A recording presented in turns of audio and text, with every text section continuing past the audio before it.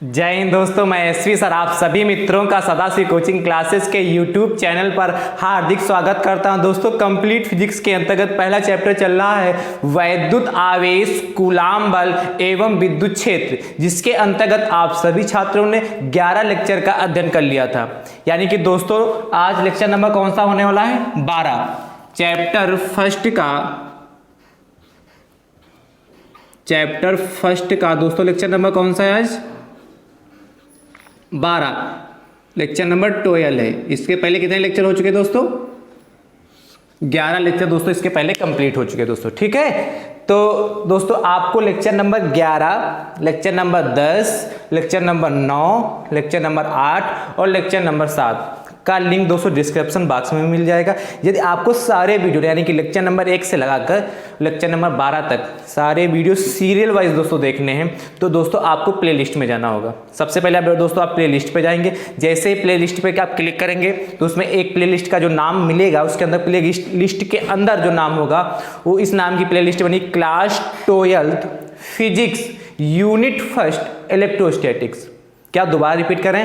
Class 12 physics unit first electrostatics नाम से playlist बनी। जैसे ही आप उस प्लेलिस्ट पे क्लिक करेंगे आपको सारे वीडियो लेक्चर नंबर 1 से लगाकर लेक्चर नंबर 12 तक सारे वीडियो सीरियल वाइज दोस्तों प्रोवाइड हो जाएंगे दोस्तों। ठीक है, तो आज की क्लास स्टार्ट करने से पहले दोस्तों आज का मोटिवेशनल कोटेशन है, अगर सूरज की तरह चमकना चाहते हो तो, अगर सूरज की तरह चमकना चाहते हो तो सबसे पहले सूरज की तरह तपना सीखो। सबसे पहले सूरज की तरह तपना सीखो दोस्तों। कहने का मतलब यदि आप सूरज की तरह चमकना चाहते हैं तो सूरज की तरीके से आपको तपना होगा।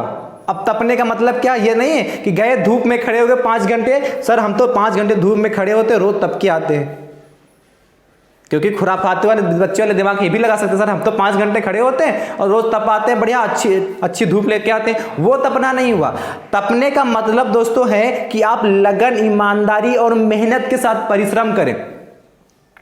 लगन, ईमानदारी और मेहनत के साथ परिश्रम करें। और जब आप लगन, ईमानदारी और मेहनत के साथ परिश्रम करेंगे, आप अपनी पढ़ाई समय से करेंगे, अपनी पढ़ाई लगन के साथ करेंगे, अपना सिलेबस ध्यान से पढ़ेंगे।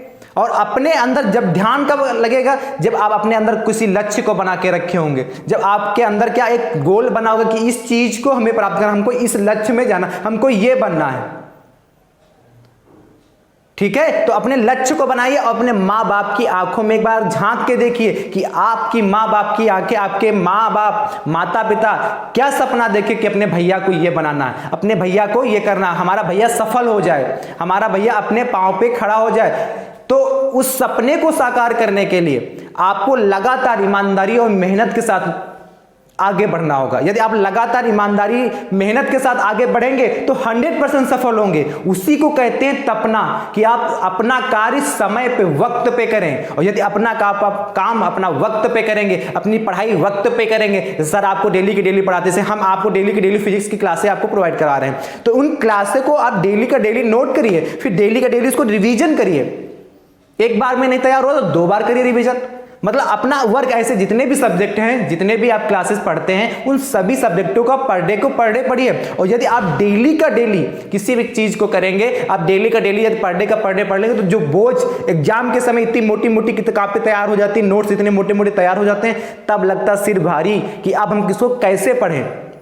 तो उसको पर डे का यदि पर डे पढ़ेंगे तो बोझ लगेगा ही नहीं लगेगा। इसलिए किसी भी कार्य को, कोई भी कार्य करना उसको धीरे धीरे करेंगे तो क्या हो जाएगा? आसानी से हो जाएगा। और एक दिन लेके बैठेंगे तो वही दिक्कत आती। इसलिए यदि आप ईमानदारी, लगन और मेहनत और निष्ठा के साथ किसी भी कार्य को करेंगे, यानी कि आपने इस तरीके से तपेंगे, तपने का मतलब क्या? मेहनत करिए आप ईमानदारी के साथ, जो कार्य करिए उसमें निष्ठा के साथ कार्य करिए आप।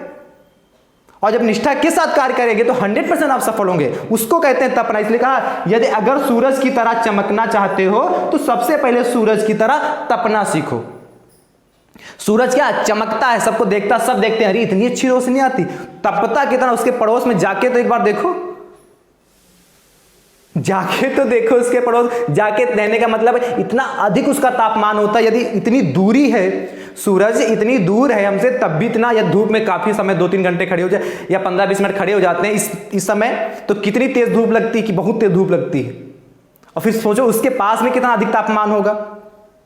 इसीलिए कहते हैं। तो आपको तपना, इस हिसाब से आपको कड़ी मेहनत करना है। और विद्यार्थी जीवन एक ऐसा जीवन है, यदि आप इस समय कड़ी मेहनत कर लेते हैं तो आगे का जीवन आराममय हो जाएगा और सुख के साथ अपनी जिंदगी जिएंगे। और यदि इधर आप आराम कर लिए तो आगे का जीवन आपका कैसे होने वाला, आप एक बार सोच के, कल्पना करके एकांत में बैठ के सोचिए। तो इधर उधर टहलने घूमने से, अभी समय बर्बाद करने से कुछ नहीं होने वाला है। यदि आप ईमानदारी, लगन और मेहनत के साथ किसी भी कार्य को करेंगे तो 100% सफल होंगे और अपने विद्यार्थी जीवन को सफल बनाइए और अपने माँ बाप का सपना पूरा करिए। इसी जोश तथा इसी उमंग के साथ दोस्तों आज की क्लास स्टार्ट करते हैं दोस्तों, ठीक है। तो आज की क्लास का दोस्तों मुख्य टॉपिक रहने वाला है, जो मोस्ट इंपॉर्टेंट है, आपके पेपर में 5 नंबर में पूछा जाता है। कितने नंबर का आने वाला है पेपर में दोस्तों? 5 नंबर का क्वेश्चन आता है। कितने नंबर का? 5 नंबर का। तो हेडिंग डालिए, फिर समझाते हैं उसको। हेडिंग दोस्तों आज की मुख्य हेडिंग है, आज की मुख्य टॉपिक रहने वाला है अच्छी स्थिति। अच्छी स्थिति, इसी का दूसरा नाम है या अनुदैर्ध्य स्थिति। अच्छी स्थिति या अनुदैर्ध्य स्थिति, मतलब अच्छी स्थिति कहें या अनुदैर्ध्य स्थिति कहें, बात एक ही है। अच्छी स्थिति या अनुदैर्ध्य स्थिति में वैद्युत द्विध्रुव, अच्छी स्थिति या अनुदैर्ध्य स्थिति में वैद्युत द्विध्रुव के कारण वैद्युत क्षेत्र की तीव्रता, वैद्युत क्षेत्र की तीव्रता, वैद्युत क्षेत्र की तीव्रता आपको ज्ञात करनी है। ये हेडिंग है आज की, मुख्य हेडिंग है। ये भी पूछा जाता है कितने नंबर पे दोस्तों? 5 नंबर का। मोस्ट इंपॉर्टेंट टॉपिक है दोस्तों। ये कितने नंबर का पूछा जाएगा आपके पेपर में? 5 नंबर का दोस्तों आएगा। इसलिए एक टॉपिक ऐसा है, मोस्ट इंपॉर्टेंट टॉपिक है। क्या? अच्छी स्थिति या अनुदैर्ध्य स्थिति में वैद्युत द्विध्रुव के कारण वैद्युत क्षेत्र की तीव्रता। या दूसरी तरीके से क्वेश्चन पूछ सकता है कि अच्छी या अनुदैर्ध्य स्थिति में वैद्युत द्विध्रुव आघूर्ण के कारण किसी बिंदु पर वैद्युत क्षेत्र की तीव्रता ज्ञात कीजिए। क्या? या ऐसे पूछ सकता कि वैद्युत द्विध्रुव आघूर्ण के कारण अच्छी या अनुदैर्ध्य स्थिति में किसी बिंदु पर वैद्युत क्षेत्र की तीव्रता ज्ञात कीजिए। ठीक है, इस टाइप से पूछ सकता है। या 2 नामों से खूब पूछता है, अच्छी स्थिति या अनुदैर्ध्य स्थिति। ठीक है, अच्छी स्थिति या अनुदैर्ध्य स्थिति, इन 2 नामों से खूब पूछता है कि अच्छी स्थिति में वैद्युत क्षेत्र की तीव्रता बताइए। डायरेक्ट इतना खाली कह देता कि अच्छी स्थिति में वैद्युत क्षेत्र की तीव्रता का व्यंजक दीजिए। या कह सकता है ये अनुदैर्ध्य स्थिति में वैद्युत क्षेत्र की तीव्रता का व्यंजक दीजिए। या कह सकता है अच्छी स्थिति में वैद्युत द्विध्रुव के कारण वैद्युत क्षेत्र की तीव्रता का व्यंजक दीजिए। या अनुदैर्ध्य स्थिति में वैद्युत द्विध्रुव के कारण वैद्युत क्षेत्र की तीव्रता का व्यंजक दीजिए। कई तरीके से पूछेगा क्वेश्चन। मुख्य रूप से आपको याद क्या रखा, यदि अच्छी मिल जाता है और अनुदैर्ध्य स्थिति, दोनों में से कोई मिल जाए, बाकी क्या लैंग्वेज दे कि उससे मतलब नहीं। आप प्रूफ सेम ऐसे का ऐसा जैसा कराएंगे वैसा कर देना। ठीक है, तो कई तरीके से घुमा के भले पूछ लिया। यदि आपको 2 वर्ड अच्छे से याद करना है, एक तो अच्छी स्थिति और दूसरा क्या? अनुदैर्ध्य। अच्छी अनुदैर्ध्य दोनों मिले तो जो हम प्रूफ कराने जा रहे हैं इसको करना है दोस्तों। ठीक है, तो ध्यान से सबसे पहले आप चित्र देखेंगे, उसके बाद बनाएंगे, फिर बाद में नोट्स बनाएंगे। अभी आप कॉपी पे चित्र नहीं बनाएंगे, सबसे पहले आप चित्र को देखिए। हमने इसके पहले लेक्चर में आपको पढ़ाया था, इसके पहले वाले में वैद्युत द्विध्रुव पढ़ाया था कि नहीं? और उसके पहले मतलब ये लेक्चर नंबर 11 होता, 11 में नहीं, उसके पहले 10 वाले लेक्चर में हमने पढ़ाया था वैद्युत द्विध्रुव। ठीक है, और क्या पढ़ाया था? वैद्युत द्विध्रुव आघूर्ण। 2 टॉपिक हमने आपको पढ़ाए थे, वैद्युत द्विध्रुव और वैद्युत द्विध्रुव आघूर्ण। ये इसके पहले वाले लेक्चर में देख लेना, उसका लिंक हम डिस्क्रिप्शन बॉक्स में दे देंगे। तो वैद्युत द्विध्रुव क्या होता है, वैद्युत द्विध्रुव आघूर्ण क्या होता है, ये हमने आपको बता दिया था। ठीक है, उसी का प्रयोग करें, उसी के द्वारा क्या वैद्युत द्विध्रुव के कारण। तो पहले वैद्युत द्विध्रुव बनाओ, ध्यान से समझना, चित्र को ध्यान से देखिए बेटा। ये मान लेते हैं एक हमारा वैद्युत द्विध्रुव है। जिन्होंने नहीं देखा तो सबसे पहले आप पहले के लेक्चर इसके बाद देखिए पहले, तो ये ज़्यादा क्लियर होगा, वरना आपके समझ में नहीं आएगा कि ये आया क्या, सर बना क्या रहे हैं। बात समझ पा रहे हो? तो आपके समझने में दिक्कत हो। ये एक हमारा वैद्युत द्विध्रुव हो गया। ये बेटा क्या हो गई, ये वैद्युत द्विध्रुव की अच्छा हो गई। ध्यान से देखिएगा बेटा, ये वैद्युत द्विध्रुव की क्या होगी, अक्ष होगी। ये वैद्युत द्विध्रुव का मध्य बिंदु O हो गया और इनके बीच की दूरी कितनी हो गई 2l। इतने से तो आप परिचित थे बेटा ही, ठीक है। मान लेते हैं इस साइड में माइनस क्यू आवेश रखा और यहाँ पे कितना रखा प्लस क्यू आवेश रखा। इस वैद्युत द्विध्रुव का एक हम नाम दे देते हैं, मान लेते हैं बिंदु ए ये है और बिंदु बी है। इतना काम कर लोगे, कोई समस्या, इतना तो बना लोगे। इतना तो हम बता चुके वैद्युत द्विध्रुव किसे कहते हैं, प्रीवियस लेक्चर में हम बता चुके आपको पहले के लेक्चरों में, ठीक है। यानी क्या मान लिया, एक वैद्युत द्विध्रुव ए बी मान लिया, ठीक है, जिनके बीच की अलग दूरी कितना 2l है। ये वैद्युत द्विध्रुव का मध्य बिंदु O है, ये इसकी अक्ष है। वैद्युत द्विध्रुव के बिंदु A पर प्लस क्यू आवेश स्थित है, तब बिंदु B पर माइनस क्यू आवेश स्थित है, ठीक है। अब याद करना, इससे कुछ दूरी पर क्या था, अच्छी स्थिति या अनुदैर्ध्य स्थिति में वैद्युत द्विध्रुव के कारण वैद्युत क्षेत्र की तीव्रता, या इसी को कहता था कि वैद्युत द्विध्रुव आघूर्ण के कारण किसी बिंदु पर, एक वर्ड इसमें लगा था, किसी बिंदु पर वैद्युत क्षेत्र की तीव्रता। तो हम मान लेते हैं, क्योंकि अच्छी स्थिति में कहा, इससे मान लेते हैं, इससे ध्यान से देखिए, इससे ध्यान से देखिएगा, इससे मान लेते हैं, किससे, इससे इससे मान लेते हैं कि r दूरी पर बिंदु P, किससे, वैद्युत द्विध्रुव के मध्य बिंदु O से, क्या वैद्युत द्विध्रुव के मध्य बिंदु O से r दूरी पर एक बिंदु P मान लेते हैं। r दूरी पे क्या बिंदु P मान लिया। वैद्युत द्विध्रुव के मध्य बिंदु O से, ये मध्य बिंदु r दूरी पर एक बिंदु P मान लिया, जहां पे दोस्तों हमें वैद्युत क्षेत्र की तीव्रता ज्ञात करनी, कहां पे, बिंदु P पर ज्ञात करनी है, ठीक है। तो माइनस पहले आवेश के कारण इसकी वैद्युत क्षेत्र की तीव्रता बाहर की ओर हो जाएगी। पहले आवेश के कारण वैद्युत क्षेत्र की तीव्रता क्या हो जाएगी, बाहर की ओर हो जाएगी, और दूसरे आवेश के कारण वैद्युत क्षेत्र की तीव्रता क्या हो जाएगी, अंदर की ओर हो जाएगी, E2। ये बात समझे, यानी कि प्लस क्यू आवेश के कारण वैद्युत क्षेत्र की तीव्रता दोस्तों बाहर की ओर होती है, और माइनस क्यू आवेश के कारण वैद्युत क्षेत्र की तीव्रता अंदर की ओर हो जाएगी। इस बात से समझ में आया क्या, यहां पे वैद्युत क्षेत्र की तीव्रता होगी दो, कौन सी, प्लस क्यू के कारण एक वैद्युत क्षेत्र की तीव्रता उत्पन्न हो जाएगी E, हमने वैद्युत क्षेत्र की तीव्रता भी आपको पढ़ाया है। तो प्लस क्यू के कारण वैद्युत क्षेत्र की तीव्रता बाहर की ओर होती है, तथा माइनस क्यू के कारण वैद्युत क्षेत्र की तीव्रता अंदर की ओर होती है। इतनी बात से परिचित हो गए, ठीक है। अच्छा, अब एक चीज ध्यान से देखिए, चित्र को देखिए। अब हम आपसे जानना चाहते हैं कि AP कितना होगा। यदि हम आपसे पूछ ले AP कितना होगा, ये वैद्युत द्विध्रुव यहां से A और यहां तक है P, AP बता सकते हो आप लोग। हम जानना चाहते हैं कि AP कितना होगा। अच्छा ध्यान समझो बेटा, ये वैद्युत द्विध्रुव क्या 2l है, वैद्युत द्विध्रुव की लंबाई 2l है। अब जब वैद्युत द्विध्रुव की लंबाई 2l है और ये वैद्युत द्विध्रुव का मध्य बिंदु है, तो ये वैद्युत द्विध्रुव का मध्य बिंदु है, तो बेटा ये दूरी होगी, ये 2l, इसको l लिख सकते हैं इधर, ध्यान समझो ना, ये इतनी l हो जाएगी इधर और इतनी l इधर हो जाएगी। कोई समस्या, ध्यान समझिए, जो 2l लिखा है इसका मतलब क्या, l इधर इतनी है, l इधर इतनी, हमने बना भी दिया। मतलब साफ समझे कि मतलब 2l जो वैद्युत द्विध्रुव की लंबाई 2l है, ये इसका मध्य बिंदु, यानी कि l इधर होगा और l इधर होगा, यानी कि ये इतनी दूरी कितनी होगी, l होगी। हमको चाहिए कितनी, AP चाहिए। तो AP निकालने के लिए इतनी हमारे पास r है, इतनी कितनी r है और इतनी l है, यहां तक क्या l है। यदि हम r में से n निकाल लें तो इतनी तो आएगी, नहीं समझे, इतनी हमारी बेटा r है ये टोटल, और इतनी हमारी l है। ये यहां से देखो, ये l दिख रही, ये इतनी l है। यदि हम पूरे में से इतनी l हटा दें तो इतना ही तो बचेगा, बचेगा कि नहीं। तो यानी कितना हो जाएगा, r माइनस l हो गया। ये बात समझे, ठीक है। अब ध्यान समझो, अब हम आपसे जानना चाहते हैं कि हमारा BP कितना होगा। ये BP कितनी होगी, BP ध्यान समझो, यहां से लगाकर यहां तक के बीच की दूरी क्या होगी, बिंदु B से P के बीच की दूरी क्या होगी, बिंदु BP के बीच की दूरी। ध्यान समझो बेटा, इतना देखो r है, इतना क्या हमारा r है, इतना हमारा r है, तो इतना r है और इतना कितना l है। यदि हम r में बेटा l जोड़ दे तो r प्लस l हो जाएगा। कितना हो जाएगा, r प्लस l होगा कि नहीं होगा। इस बात से परिचित है भैया, इतना तो हमारा r था ही, और इतने में यदि हम इतना l और जोड़ दें तो टोटल कितना r प्लस l हो जाएगा।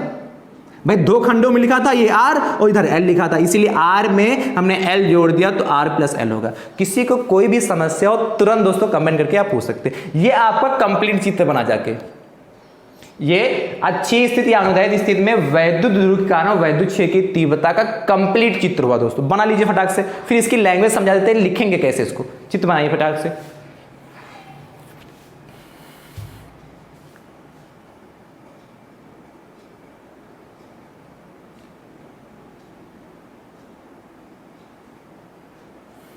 बन गया दोस्तों।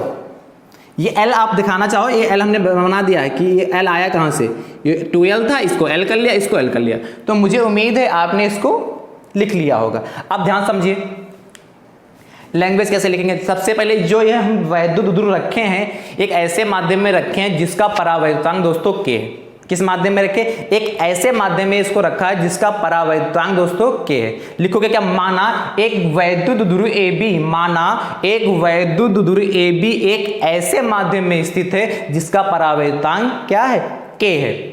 माना एक वैद्युत ध्रुव AB एक ऐसे माध्यम में स्थित है जिसका परावैद्युतांक K है। बिंदु A पर या सिरे A पर, सिरा A भी बोल सकते हैं, सिरे A पर प्लस Q आवेश तथा सिरे B पर माइनस Q आवेश स्थित है। ठीक है, तथा वैद्युत ध्रुव के मध्य बिंदु O से, वैद्युत ध्रुव के मध्य बिंदु O से R दूरी पर एक बिंदु P लिया जिस पर हमें वैद्युत क्षेत्र की तीव्रता ज्ञात करनी है, जिस पर वैद्युत क्षेत्र की तीव्रता ज्ञात करनी है। एक बात पुनः रिपीट करें, ये इतनी लैंग्वेज लिखनी है, जो चित्र में बना है उसी को हम भाषा में बता रहे हैं आपको। ठीक है, क्या, माना एक वैद्युत ध्रुव AB है जो एक ऐसे माध्यम में स्थित है जिसका परावैद्युतांक दोस्तों क्या है, K है। वैद्युत ध्रुव के सिरे A पर प्लस Q आवेश तथा सिरे B पर माइनस Q आवेश स्थित है। ठीक है, फिर नई लाइन से लिखोगे, वैद्युत ध्रुव के मध्य बिंदु O से, वैद्युत ध्रुव के मध्य बिंदु O से R दूरी पर एक बिंदु P लिया जहां पर या जिस पर वैद्युत क्षेत्र की तीव्रता ज्ञात करनी। ये इतनी लैंग्वेज हो जाएगी दोस्तों। लिख लीजिए फटाक से, लैंग्वेज आप साथ में लिख लीजिए बेटा। देखिए, माना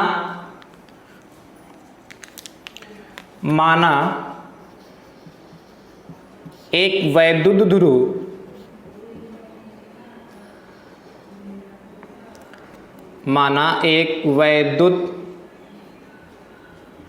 द्विध्रुव, माना एक वैद्युत ध्रुव AB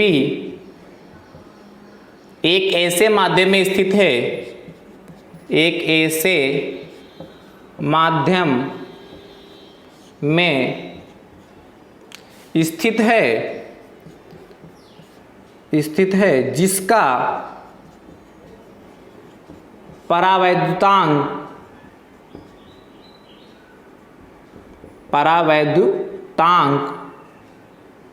K है। ठीक, इतनी बात समझ में आए। माना एक वैद्युत ध्रुव AB एक ऐसे माध्यम में स्थित जिसका परावैद्युतांक K है। वैद्युत ध्रुव के द्विध्रुव के A सिरे पर, वैद्युत ध्रुव के A सिरे पर प्लस Q आवेश तथा B सिरे पर माइनस Q आवेश स्थित है, आवेश रखा है, रख लो, चलो रखा है। ठीक, आवेश रखा है। ठीक है, क्या, वैद्युत ध्रुव के A सिरे पर प्लस Q आवेश तथा B सिरे पर माइनस Q आवेश रखा है। नई लाइन से, वैद्युत ध्रुव के जो बताया वही लिख रहे हैं बेटा। वैद्युत द्विध्रुव के मध्य बिंदु, किससे, मध्य बिंदु कौन सा, O, वैद्युत ध्रुव के मध्य बिंदु O से R दूरी पर एक बिंदु, R दूरी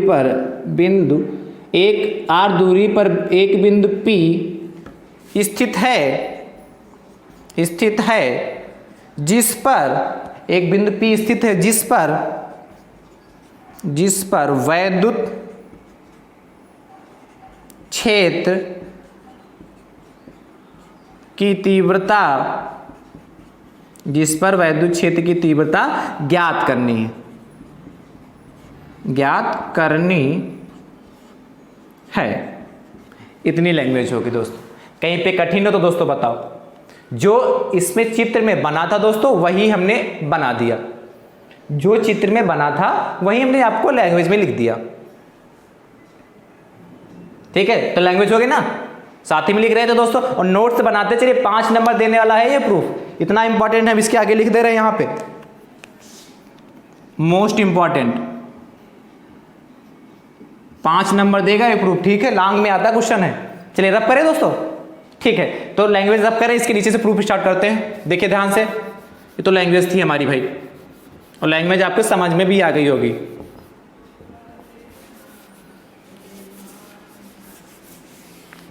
तब तक दोस्तों आप शेयर करते रहिए, एक बार जम के शेयर करिए। यदि आपको प्रूफ ये समझ में आ रहा, आपको ये समझ में आ रहा, तो एक बार जम के दोस्तों शेयर करिए। दोस्तों आप शेयर करने में कंजूसी मत करिए, हम पढ़ाने में कंजूसी नहीं करते, तो आप शेयर करने में कंजूसी मत करिए। यहां पे बिंदु बी था और वो आप सबसे ज्यादा करते हैं,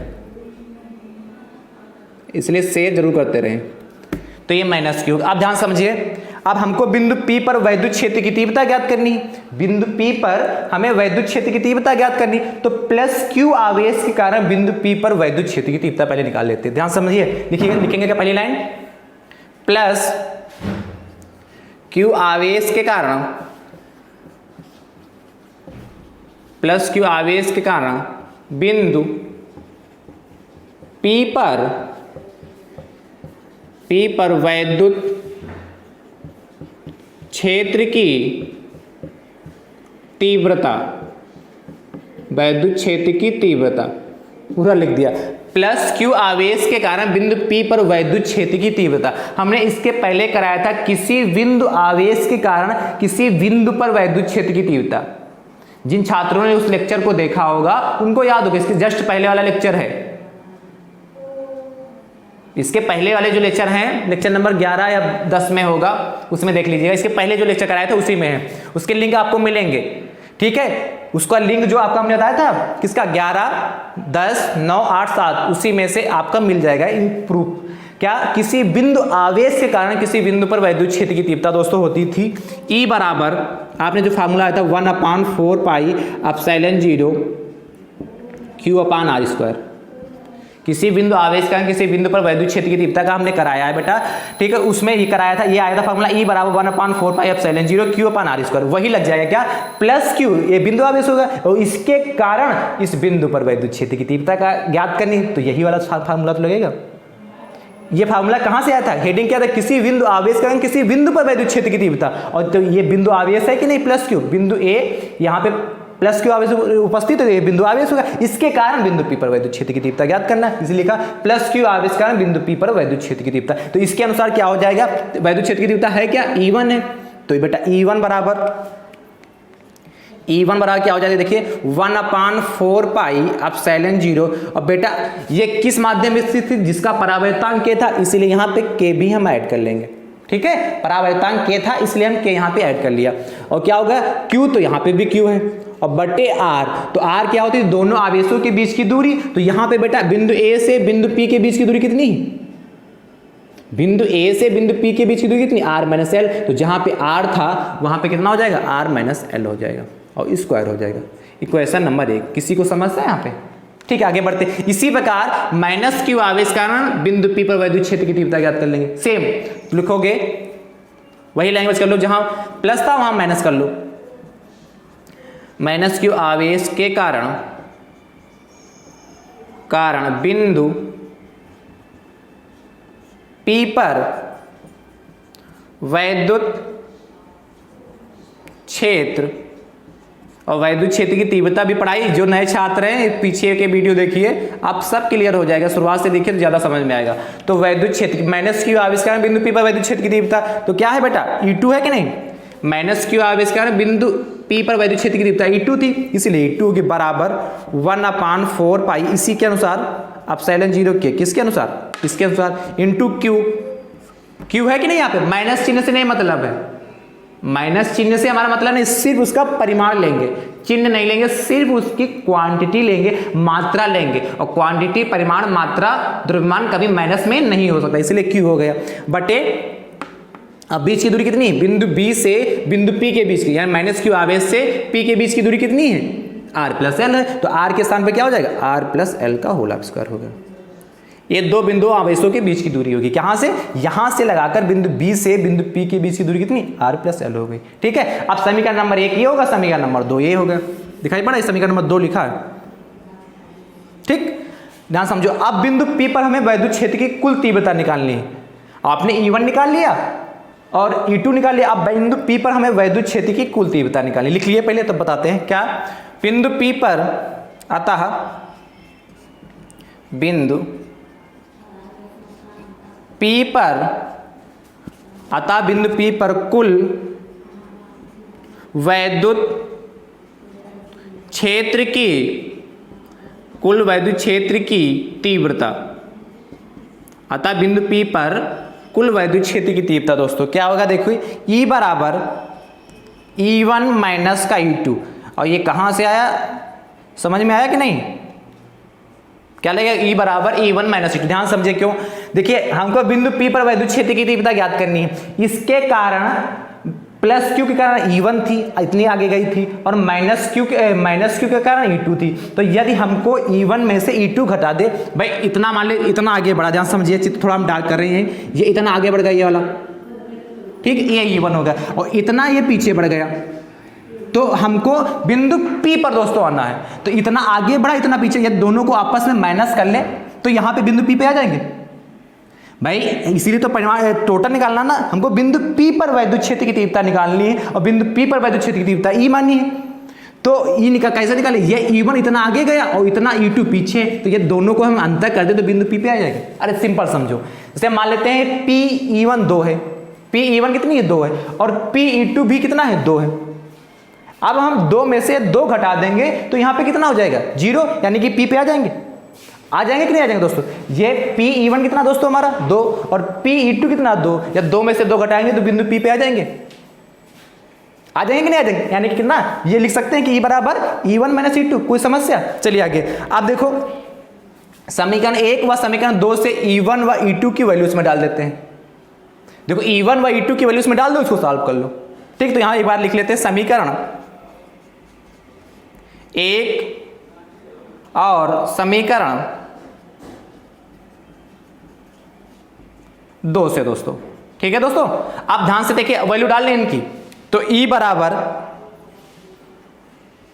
कितना हो गया, E1 कितना बेटा, 1/4 पाई एप्सिलॉन 0, अभी नोट मत करिएगा, एप्सिलॉन 0 के, आप पहले देखते रहिए, Q/R माइनस एल का होल स्क्वायर हो गया, माइनस का E2 है, E2 की वैल्यू कितनी बेटा, ये दे, है कि नहीं, कितना, 1/4 पाई एप्सिलॉन 0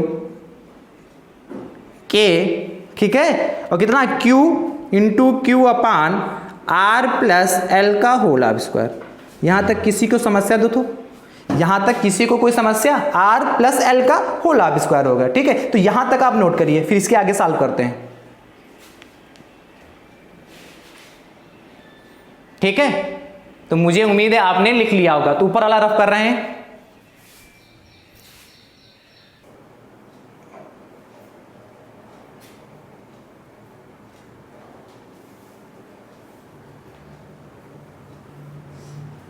हाँ, तो भैया नोट कर लिया यहाँ तक। ठीक है, तो आगे चलते हैं, इसको रब कर रहे हैं। यहाँ तो इसके नीचे सॉल्व करते हैं बाद में, पहले इसको रब कर रहे हैं, ऊपर लिखते हैं।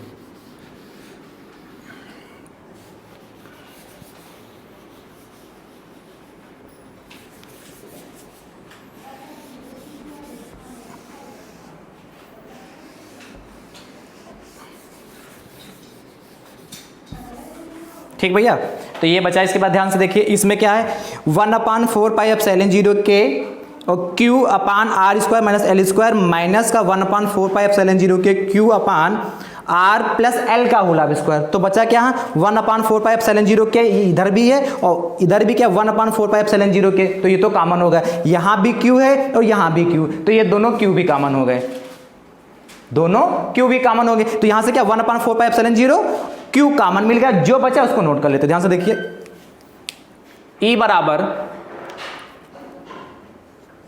ई बराबर क्या हो जाएगा दोस्तों 1/4πε0 के, ये कॉमन हो गया 1/4πε0 के, और ये क्यू था तो यहाँ पे क्यू भी लिख लेते हैं, ये इतना तो कॉमन हो गया, q/4πε0 के कॉमन हो गया, बचा क्या जाके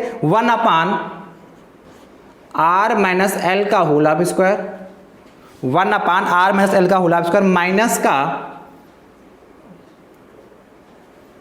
1 कितना r+l का होल स्क्वायर, 1 कितना हो गया, ये 1/4πε0 के क्यू कॉमन हो गया था, तो क्या बचा 1/r+l का होल ऑफ स्क्वायर बचा।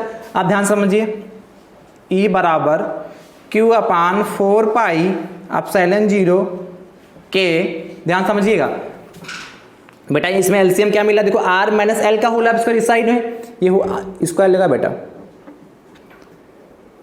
ठीक है। अब देखा r-l का होल ऑफ स्क्वायर है, इधर कितना है r+l का होल ऑफ स्क्वायर, तो दोनों में एलसीएम लेना, लासा लेना, तो क्या हो जाएगा r-l का होल ऑफ स्क्वायर, अगले ब्रैकेट में r+l का होल ऑफ स्क्वायर, ठीक है। तो ऊपर क्या हो जाएगा कि r-l का होल ऑफ स्क्वायर, ऊपर क्या हो जाएगा r+l का होल ऑफ स्क्वायर, ठीक है। फिर माइनस का r+l का होल ऑफ स्क्वायर यहां से कैंसिल हो जाएगा भाई, इससे जो हम कॉमन लेते हैं, जैसे इसको सॉल्व करना है तो इससे इसको भाग करेंगे, तो जब इससे इसको भाग करेंगे पूरी को, इससे इसको जब भाग करेंगे तो बेटा क्या होगा, ये r+l का होल ऑफ स्क्वायर कैंसिल हो जाएगा, बचेगा क्या r-l का होल ऑफ स्क्वायर, उसके मल्टीप्लाई 1 से कर देंगे, तो माइनस का कितना होगा r-l का होल ऑफ स्क्वायर हो गया, ठीक है। इसको सॉल्व कर लेते हैं, तो E बराबर q/4πε0 के, ठीक है बेटा, यहां कितना हो जाए, ध्यान समझिए, नीचे वाले को हम लिख सकते हैं, देखो r-l है, उधर r+l है, ये r-l का होल ऑफ स्क्वायर है और ये r+l का होल ऑफ स्क्वायर है, तो इसको एक साथ ये लिख सकते हैं r-l और अगले ब्रैकेट में r+l, कोई दिक्कत, और पूरे का होल ऑफ स्क्वायर हो गया, कोई समस्या यहां तक। और ये देखो a+b का होल ऑफ स्क्वायर हो गया, ये क्या r+l का होल ऑफ स्क्वायर है, और आपको पता है a+b का होल ऑफ स्क्वायर क्या होता है, हम यहां पे आगे लिखे दे रहे हैं, ध्यान से देखिए, यहां पे लिखो, चूंकि आपको जिसको नहीं याद हो लिख लीजिएगा, a+b का होल ऑफ स्क्वायर होता है बेटा a² + b² प्लस का 2ab, ठीक है, ये होता है ना। अब इसी रूप में इसको ओपन कर देते, किसको, r+l वाले को, तो ये r+l है, तो इसके a के स्थान पे r है और l के b के स्थान पे l है, इसी के रूप में ओपन कर दे, तो ओपन करेंगे तो क्या होगा, ध्यान से देखिएगा, ये r² + l² और प्लस कितना हो जाएगा 2rl हो गया। अब माइनस का देखो, ये r-l का होल ऑफ स्क्वायर है, तो बेटा इसी प्रकार माइनस वाले का भी होता है, ध्यान से देखिए, a-b का होल ऑफ स्क्वायर ये होता है बेटा a² + b² माइनस का 2ab होता है, ठीक है। यहां पे क्या होता, यहां माइनस लग गया तो यहां प्लस के सामने माइनस लग जाता, बाकी सेम फार्मूला वैसे का वैसे। इस रूप में इसको भी ओपन कर लेते हैं, निकले ब्रैकेट में रखेंगे कितना, a² हो जाएगा, एक स्क्वायर के सामने कितना r² हो गया, तो ये r² हो गया जाके, प्लस का कितना l² हो जाएगा, और माइनस का कितना 2ab यानी कि 2r, इसको रख कर यहाँ पे 2rl, ये हो गया जाके, ठीक है। और ये ब्रैकेट बंद हो गया इतना, ये नीचे वाली लाइन रब कर रहे हैं, ठीक है, ये तो नोट कर लिया होगा ना। अब ध्यान से देखिए क्या बचा जाके हमारे पास, E बस थोड़ा बचा है, ठीक, घबराइएगा नहीं, q/4πε0 के अंदर देखिए, ध्यान से क्या बचा देखिए, r² + l² ऊपर वाला प्लस 2rl ऐसे रहा, इस माइनस से ब्रैकेट ओपन कर दे, तो यहाँ पे माइनस यहाँ पे प्लस, तो माइनस प्लस माइनस हो जाएगा r², यहाँ माइनस यहाँ प्लस, तो माइनस का l², और माइनस माइनस कितना प्लस 2rl हो गया दोस्तों, ठीक है। और बटे, ध्यान से देखिएगा, ये कितना r-l r+l का होल ऑफ स्क्वायर, तो देखो ये एक फार्मूला और होता है बेटा, यहाँ पे लिखे दे रहे हैं, ध्यान से देखिएगा, इसी ब्रैकेट को थोड़ा और बड़ा बना रहे हैं, यहाँ पे देखो ये होता है बेटा a² - b² का आपने फार्मूला पढ़ा होगा, a - b और a + b, हाई स्कूल में खूब पढ़ा होगा, 9th में भी पढ़ाया जाता है, 9th हाई स्कूल में खूब पढ़ा होगा इस फार्मूले को, ठीक है। तो कितना हो गया देखो, ये कितना r-l है, r-l r+l, यहाँ कितना a - b a + b, तो सेम वैसा ही a के स्थान पर r और b के स्थान पर l, तो यहाँ पे a था इसलिए a² - b², यहाँ क्या हो जाएगा बेटा कितना हो जाएगा आर स्क्वायर और माइनस एल स्क्वायर हो गया। जैसे इसमें ए स्क्वायर बी स्क्वायर था, वहाँ ए के स्थान पे आर हो गया और बी के स्थान पर कितना एल होगा, तो R square minus L square होगा, उसका स्क्वायर लगा, इसका होल हाफ स्क्वायर हो गया। कोई समस्या यहाँ तक, कोई दिक्कत? ठीक, आगे आप देखिए कुछ कट रहा है, यहाँ से देखो आर स्क्वायर, यहाँ बी माइनस का आर स्क्वायर, तो ये कैंसिल। यहाँ पे देखो एल स्क्वायर प्लस का, ये माइनस का एल स्क्वायर कैंसिल, जो बचा उसको नोट कर लो।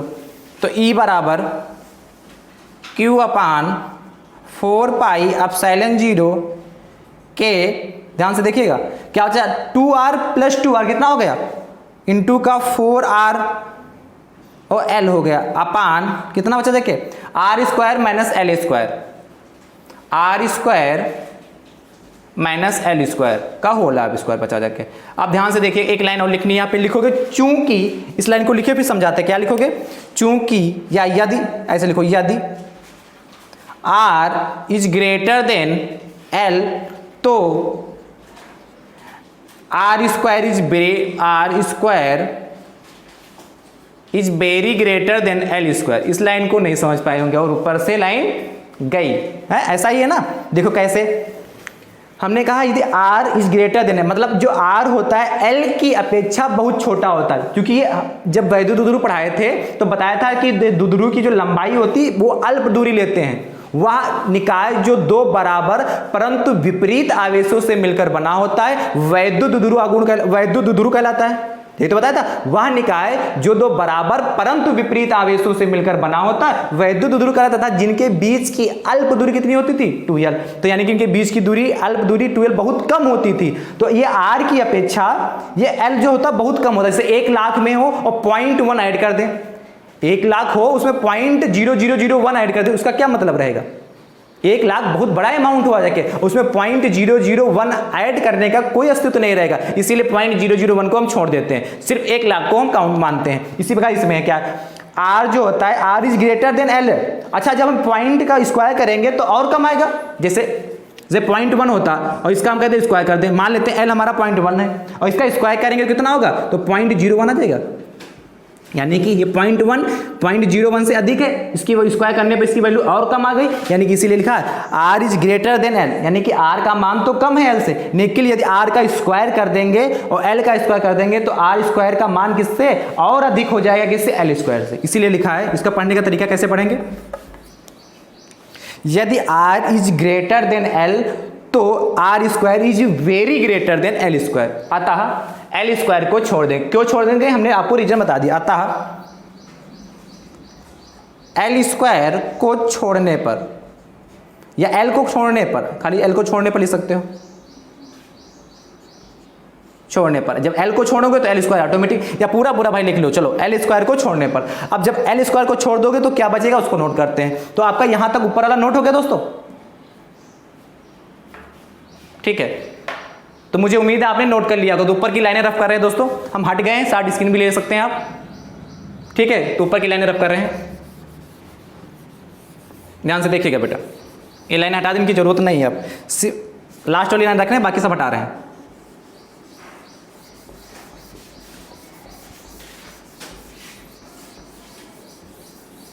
ध्यान से देखिए बेटा, तो हमारा बचा क्या, जाके यहां से देखिए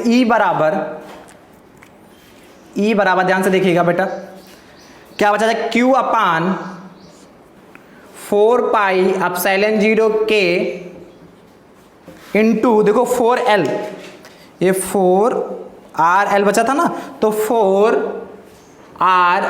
अपान, ये देखो r स्क्वायर था और यहां से l स्क्वायर गायब होगा तो l तो यहां बचा नहीं, तो फिर r स्क्वायर इसका स्क्वायर हो जाएगा। अरे एक बार लिख देते, r स्क्वायर का स्क्वायर, यही तो बचा, यही होगा r स्क्वायर का स्क्वायर, यानी कि 2 दूना 4, यानी कि r पावर कितनी हो जाएगी 4, यानी कि यहां से एक ये वाला r यहां से कैंसिल, 3 बचा जाके, बचा कि नहीं। तो E बराबर क्या बचा, Q अपान 4 पाई एप्सिलॉन 0 के कितना 4l अपान r क्यूब। अब ध्यान से समझिएगा, इधर देखिए, इसको ये लिख सकते हैं, E बराबर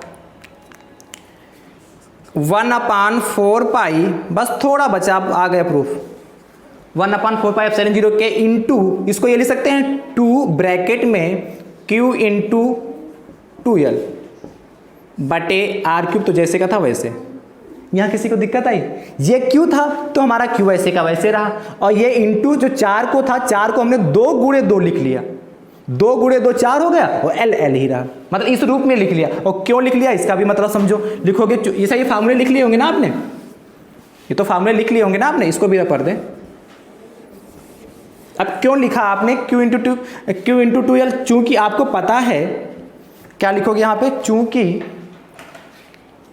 चूंकि बेटा आपका जो होता है P बराबर क्या, P बराबर क्या होता है, Q इंटू 2L, ये आपने पढ़ रखा है, वैद्युत द्विध्रुव आघूर्ण, वैद्युत द्विध्रुव आघूर्ण क्या P बराबर Q इंटू 2L होता था, तो Q इंटू 2L के स्थान पे हम P रख सकते हैं, कोई समस्या? रख दीजिए फटाक से।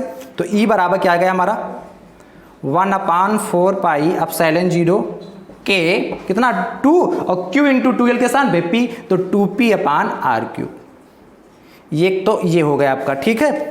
ये तो फार्मूला आपका यहां से मिल गया, क्या है, E बराबर 1/4 पाई एप्सिलॉन 0 K 2P/R3। ध्यान से समझिएगा बेटा, ये तो फार्मूला आ गया। लेकिन यदि माध्यम वायु या निर्वात हो तो क्या, यदि इसी को, ये हमने जो प्रैक्टिकल किया है, जो वैद्युत द्विध्रुव हम अच्छी स्थिति में वैद्युत क्षेत्र की तीव्रता ज्ञात करते, यदि इसका माध्यम वायु या निर्वात हो तो, यदि माध्यम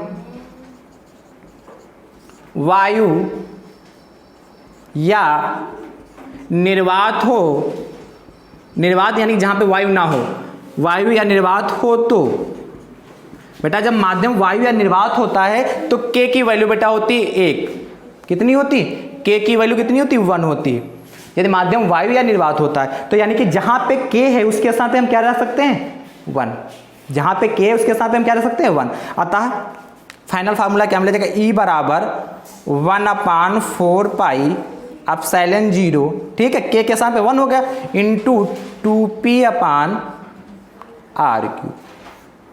ये बेटा हमारा फाइनल आंसर आया जाके, क्या, अच्छी स्थिति में वैद्युत क्षेत्र की तीव्रता क्या है, कि E बराबर 1/4 पाई एप्सिलॉन 0 या एप्सिलॉन नॉट या एप्सिलॉन 0, कुछ भी बोलते हैं। जो एप्सिलॉन नॉट बोलना चाहो तो आप एप्सिलॉन नॉट बोल सकते हो, एप्सिलॉन 0 बोलना चाहो तो एप्सिलॉन 0 बोल सकते हैं, इंटू 2P/R3। ये फाइनल फार्मूला आया कि वैद्युत द्विध्रुव के कारण अच्छी स्थिति में वैद्युत क्षेत्र की तीव्रता ज्ञात करना, अच्छी स्थिति में वैद्युत द्विध्रुव के कारण तीव्रता ज्ञात करना, या सिर्फ कहता है अनुदैर्ध्य स्थिति में वैद्युत क्षेत्र की तीव्रता ज्ञात कीजिए, अनुदैर्ध्य स्थिति में वैद्युत क्षेत्र की तीव्रता ज्ञात कीजिए। तो फार्मूला क्या बना जाके, E बराबर 1/4 पाई एप्सिलॉन 0 2P/R3। ये अच्छी स्थिति में वैद्युत क्षेत्र की तीव्रता होती है। E क्या है, वैद्युत क्षेत्र की तीव्रता, ठीक है, और P क्या है, वैद्युत द्विध्रुव आघूर्ण, और R क्या थी, वैद्युत द्विध्रुव के मध्य बिंदु O से बिंदु P के बीच की दूरी थी, और एप्सिलॉन नॉट का निर्वात या वायु की विद्युतशीलता है, ठीक है। तो यही आपको लाना था फाइनल फार्मूला, ये आपको फाइनल फार्मूला लाना था अच्छी स्थिति में वैद्युत क्षेत्र की तीव्रता E बराबर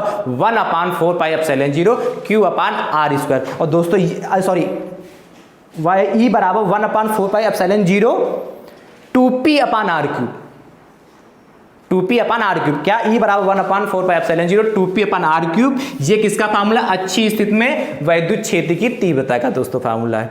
तो मुझे उम्मीद है आपको ये प्रूफ समझ में आएगा। फिर भी यदि आप लोगों को कहीं पे कोई भी डाउट है तो आप कमेंट करके पूछ सकते हैं दोस्तों, ठीक है, आप कमेंट करके निसंकोच क्वेश्चन पूछ सकते हैं यदि इसमें डाउट है। और ये कितने नंबर का दोस्तों आता है, 5 नंबर का आता है ये क्वेश्चन, ये प्रूफ लॉन्ग में आता है, आपको 5 नंबर दिलाने वाला और मोस्ट इंपॉर्टेंट प्रूफ दोस्तों है।